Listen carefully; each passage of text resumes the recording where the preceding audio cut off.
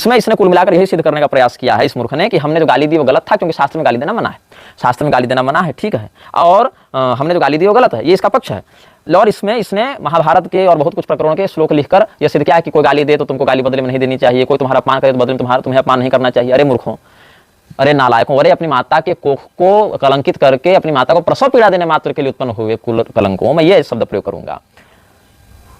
पुरी के शंकराचार्य जी जब पानी पी पी कर बाकी पीठ वालों को अधर्मी और शास्त्रद्रोही और कपटी बताते हैं, तो उनको मान और अपमान में समतुल्यता क्या उपदेश करने तुम क्यों नहीं जाते हो?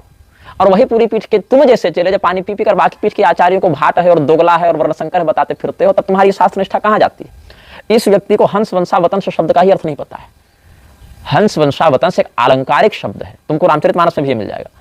गोस्वामी जो स्वयं को परमहंस परिव्राजकाचार्य बताता फिरता है, ऐसा गोविंदानंद जब 50 का तमाशा करता फिरता है और खूब धमकी और चुनौती देता फिरता है, वहां मानापमान वाला विषय ज्ञान देने ये नहीं पहुंचता पीडीएफ कारक। अच्छा, भर्तृहरि जी के नीति शतक का हमने जो श्लोक लिखा था, दाक्षिण्यम स्वजने दया परिजने साक्ष्यम सदा दुर्जने वाला, या शौर्यम शत्रुजने क्षमा गुरुजने कांताजन धृष्टता, साक्ष्यम सदा दुर्जने, गाली सुनने का काम करोगे तो गाली दूंगा। तो गाली वाले विषय पर हम बहुत विस्तृत वीडियो बना चुके हैं, वही स्क्रीनशॉट को बार बार प्रसारित करके लोग उसी बात को खाली मथित करते रहते हैं हमेशा, जैसे आर्य समाज करते हैं। मूर्ति पूजा वाले विषय पर पूर्वाचार्य कई बार खंडन कर चुके, वर्णाश्रम वाले पर कई बार खंडन कर चुके, लेकिन घुमा फिरा हर 2-4 महीना 5 महीने बाद फिर उठा देना उसी विषय को।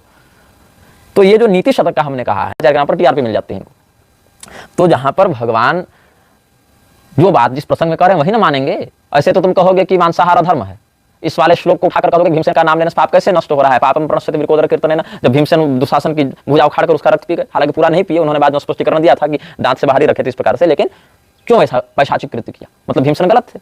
अरे ये जो मूर्खता कर रहे हैं ये लोग हमारे विरोध में, ऐसी मूर्खतापूर्ण कुतर्क बुद्धि का प्रदर्शन कर्ण ने भी किया था कि अर्जुन हत्थे पर वार नहीं करते, ऐसा है वैसा धर्म याद करो। तब भगवान ने फटकारा था अभिमन्यु के समय, यहाँ वो वाला धर्म नहीं है जो तुम कह रहे हो। यही कारण है कि हम अपने उसी स्टैंड पर पहले से स्थित हैं कि हम जिस व्यक्ति को जिस प्रकार का व्यवहार जिससे होना चाहिए वैसा हम करेंगे, चाहे तुम हो चाहे तुम्हारे गुरु हो। हमारा जो लक्ष्य है वो इन लोगों के इस फेसबुक के अस्तित्व से बहुत बड़ा है, लेकिन फिर भी कुछ दुर्जन खंडनार्थ हम बातें कह दे रहे हैं।